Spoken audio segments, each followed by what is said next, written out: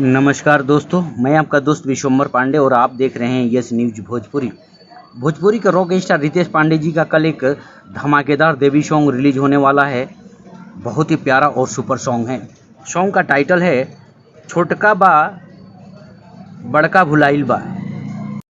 इस गाने में हमारे रितेश पांडे जी और नेहा राज जी का मधुर आवाज़ है। इस गाने का राइटर प्रकाश परदेसी जी और म्यूजिक से सजाया है एडिया आनंद जी।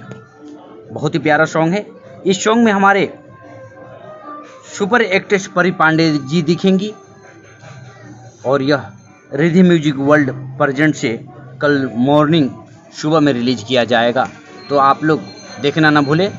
इस गाने को ढेर प्यार दुलार दीजिए।